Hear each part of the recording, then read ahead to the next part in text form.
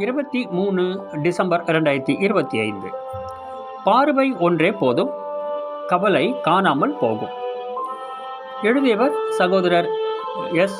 Robert, நற்செய்தி பணியாளர், சமூக ஆர்வலர், செங்கல்பட்டு மறைமாவட்டம். வாசித்தளிப்பவர் அல்போன்ஸ் மோசஸ், இறை இசை ஆசிரியர், எழுத்தாளர், ராணிப்பேட்டை, வேலூர் மறைமாவட்டம். இன்றைய இறை வார்த்தைக்கு செவிமடுப்போம். திருப்பாடல்கள் 55, 22. ஆண்டவர் மேல் உன் கவலையை போட்டுவிடு, அவர் உனக்கு ஆதரவு அளிப்பார். அவர் நேர்மையாளரை ஒருபோதும் வீழ்ச்சி உறவிட மாட்டார். ஆண்டவர் மேல் உன் கவலையை போட்டுவிடு, அவர் உனக்கு ஆதரவளிப்பார். அவர் நேர்மையாளரை ஒருபோதும் வீழ்ச்சியுறவிட மாட்டார். மனிதனின் பார்வையில் கவலைகள் பாரம், இறைவனின் பார்வையில் கவலைகள் தீரும். ஒரு கதை கேட்கலாம். ஒரு நாள் வேலைக்கு போய் களைத்து வந்த ஒரு குதிரையிடம் ஒரு பூனை, குதிரைண்ணா, என் கூட விளையாட வரியா என்று கேட்டது.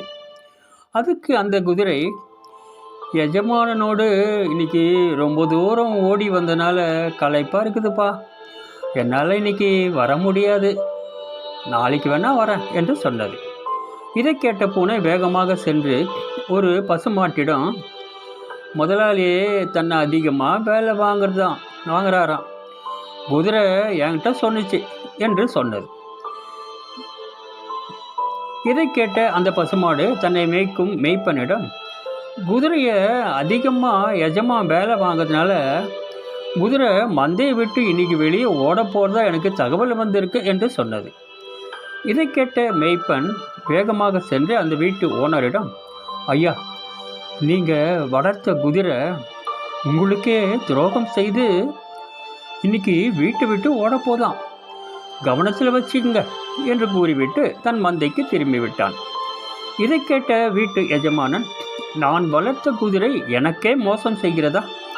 அது என்ன செய்கிறேன் பார், நீ என்ன ஓடுவது, உனக்கு நானே விஷம் வைத்து உன்னை கொள்கிறேன் என்று துணிகரமாக விஷ ஊசியை அதன் உடலில் செலுத்தி அதனை இறக்க செய்தான்.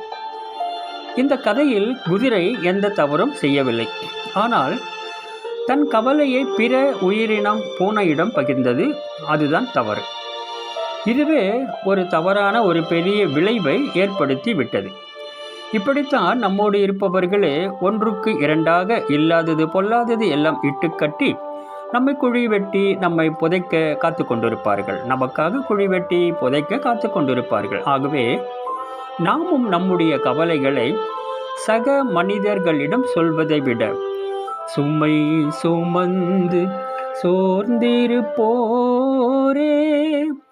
வாருங்கள், நம் ஆண்டவர் அழைக்கின்றார், இளைப்பாற்றி தருகின்றார் என்று நாம் பாடுவதற்கு இணங்க இறைவனிடத்தில் நமது சுமைகளை இறக்கி வைப்போம்.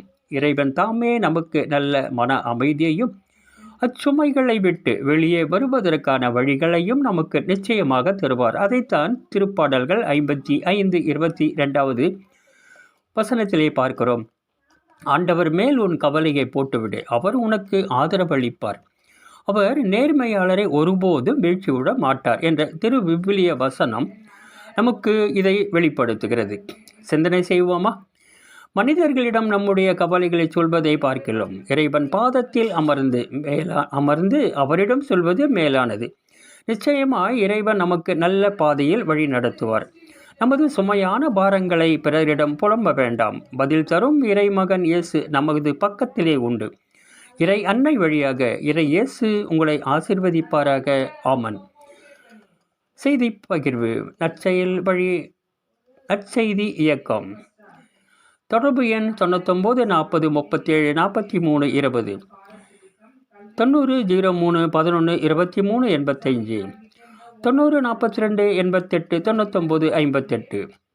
உங்களுடைய ஜபத் தேவைகளுக்கும் திருமண தகவல்களுக்கும் ஆலோசனைகளுக்கும் இந்த எண்களை நீங்கள் தொடர்பு கொள்ளலாம்.